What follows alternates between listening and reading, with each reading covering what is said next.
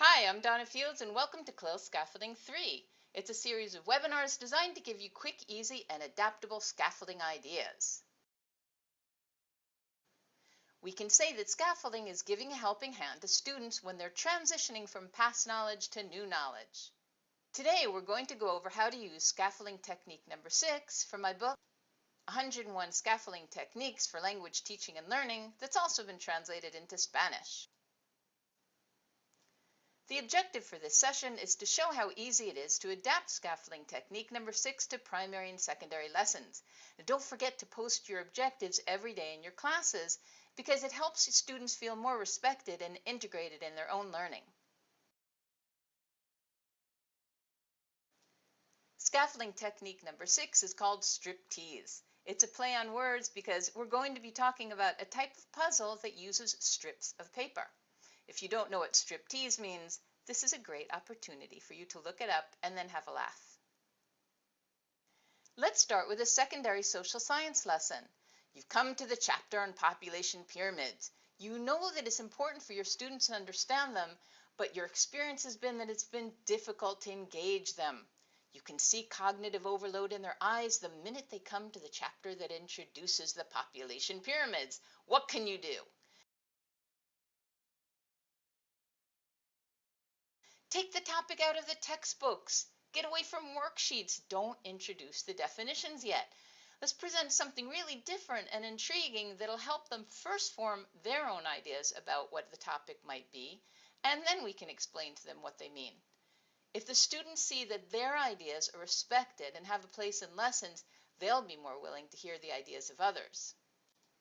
This scaffolding technique gives students the opportunity to verbalize their thought processes. It lets them predict what the differences might be in what they see, and verbalizing thought processes is a skill that's known to help students move forward in their learning. Making the puzzle is simple. We take this page from a chapter on the population pyramids, use just the graphics, then we print one image for each pair of students and cut them up, preferably into an even number of strips. You need to be conscious of where you cut. The information needs to be divided so as to challenge your students, but also give them enough clues so that they can make justifiable predictions.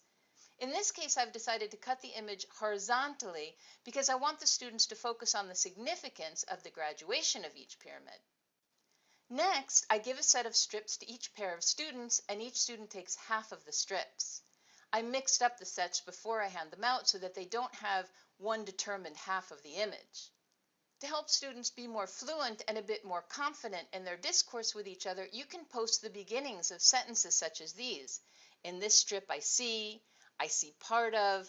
Based on what I see so far, I predict that the strip above.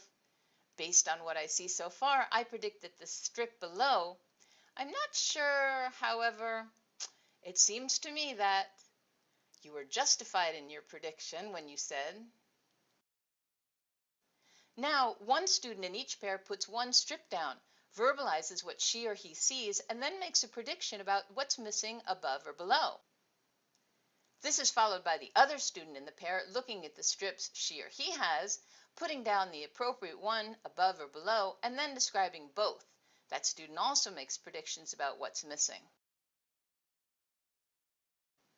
Students can talk about the numbers, they can talk about the colors, about the lines, anything they want. We want them to interact with the material in any way they can, using past knowledge to predict what might complete the images. You can find examples of some conversations students have had in the transcript at the YouTube site. Now, when you explain what the graphs really mean, they're going to be much more receptive to hearing it because they feel as though they've been heard. Let's go to a primary health class. We need to teach about food plates. It's an opportunity to review vocabulary of food while scaffolding new concepts gradually. Just as before, we take the image and cut it up into strips. We give each pair of students a set of the strip. Each student takes one half. One student in each pair puts down one strip. describes what's in it, predicts what information the strip might have to the right or the left, and the other student joins in at the appropriate moment. You can encourage them to predict what foods might be included in each of these categories. By the time they have the whole puzzle put together, they'll have reviewed important vocabulary, reminded each other of words they might have forgotten, focused on different types of food, and see how they're grouped together. You've also encouraged them to think aloud and verbalize their thought processes. Now they're ready to understand the topic more fully and see how their thinking aligns with the rest of the information you'll be going over.